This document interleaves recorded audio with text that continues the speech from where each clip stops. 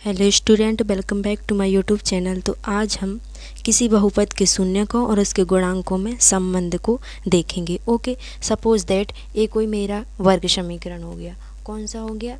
ax² धन bx धन c equal to 0। ये मेरा वर्ग समीकरण हो गया। ओके, तो इसके मूल मैंने क्या माना? इसके मैंने जो मूल है वो क्या मान लिया? अल्फ़ा और बीटा। अल्फ़ा कामा बीटा इसके मूल हैं, ठीक है। और इसके जो गुणांक हैं वो क्या हो गए अपने? ए, बी और सी, इसके ये गुणांक हो गए, ठीक है। तो जो मूलों का योगफल होता है, मूल कौन से हैं अपने? Alpha beta. इसका जो योगफल होता है वो क्या होता है? ऋण बी बटे ए। ये आपको याद करना है। दैट मीन्स यहाँ मैं क्या लिख सकती हूँ कि माइनस एक्स का गुणांक, एक्स का कोफिशिएंट। तो एक्स का गुणांक क्या है अपना? बी है, तो यहाँ पर माइनस बी आ जाएगा। ओके, और अपॉन में क्या आएगा अपना? x² का गुणांक। x² का गुणांक क्या है अपना? a है, तो यहाँ पर ए आ गया। ओके, तो ये मूलों का योगफल है वो कितना होता है अपना? ऋण b बटे ए। इसी प्रकार जो मूलों का गुणनफल है वो क्या होता है? c अपॉन ए। अर्थात ए c है वो क्या होगा अपना? अचर पद। c यहाँ पर क्या है? अचर पद। अपॉन में क्या आएगा? x² का गुणांक। x² का गुणांक अपना क्या है? ए है। ओके, तो यहाँ से जो फॉर्मूला आ जाएगा वो क्या आ जाएगा? c upon A.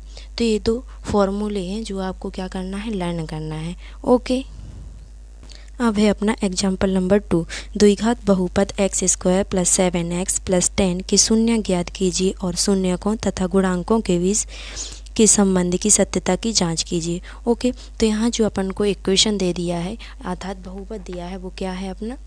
x² equal to 7x plus 10। Okay, ये अपना इक्वेशन है। तो सबसे पहले क्या करेंगे? इसके फैक्टर करेंगे। ओके, फैक्टर कैसे करेंगे कि इसको जो जोड़ें तो 7 आए और गुणा करें तो कितना आना चाहिए? 10 आना चाहिए। ओके, तो मैं इसको ऐसे तोड़ सकती हूँ ना, 5x plus 2x plus 10। Okay, 5 दूनी 10 और 5 और 2 कितना होता है? 7। ओके, अब इसके जो फैक्टर हैं वो क्या आ जाएगा? यहाँ से मैंने x कॉमन ले लिया तो यहाँ पर क्या बचेगा? x plus 5। और यहाँ से 2 कॉमन ले लिया तो यहाँ भी क्या बचेगा? x plus 5। अब x प्लस 5 मैंने दोनों में से कॉमन ले लिया और ये क्या बचा? x plus 2। ओके, तो ये क्या हो गए? इसके फैक्टर हो गए। अब चूँकि ये फैक्टर हैं अर्थात शून्यक हैं तो इसको क्या कर सकते हैं? हम शून्य के बराबर लिख सकते हैं। ओके, तो यहाँ पर मैंने क्या लिखा? इसका मान 0। यहाँ नेक्स्ट करके लिखेंगे कि बहुपद का जो मान है वो क्या होगा? 0 होगा। कब होगा 0? जब x प्लस 5 और x प्लस 2 को हम क्या रख देंगे? 0 के बराबर रख देंगे। ओके, तो यहाँ से मैंने x प्लस 5 इक्वल टू 0 रख दिया और x प्लस 2 को भी 0 के इक्वल कर दिया। ओके, तो यहाँ से जो x की वैल्यू है वो क्या आ जाएगी? ऋण के 5। और यहाँ से जो x की वैल्यू है वो क्या आ जाएगी? ऋण के 2। ओके, तो ये क्या आ गए अपने? शून्यक, जो कि शून्यक पूछा था। तो लिख देंगे अतः इसके जो शून्यक हैं वो क्या आ जाएंगे? इसके शून्यक ऋण 5 और ऋण 2 हैं, ठीक है। ऋण 5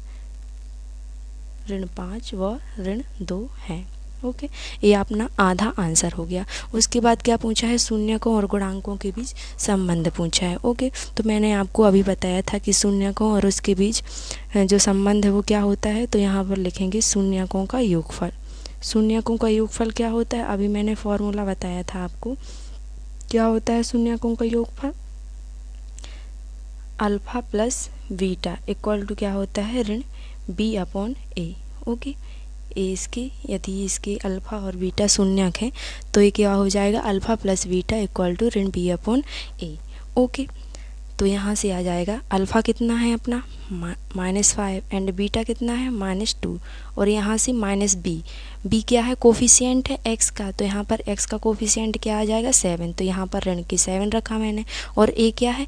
x² का कोफिशिएंट। तो यहाँ पर देखिए x² का कोफिशिएंट कितना है? 1। तो ये क्या आ गया? 1। तो ये क्या आ गया? -7 इक्वल टू -7। तो एक अपना एक प्रूफ हो गया कि जो शून्यकों का योगफल है वो बराबर होता है, ठीक है।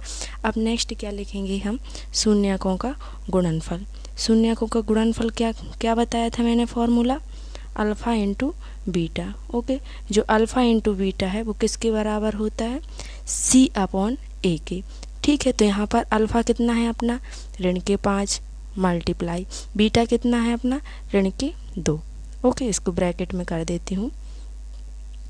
इक्वल टू क्या आ जाएगा अपना सी अपॉन ए। सी कितना है अपना अचर पद और अचर पद कितना है अपना 10, तो यहाँ से क्या आ जाएगा 10 अपॉन में ए कितना है एक्स स्क्वायर का कोफिशिएंट 1।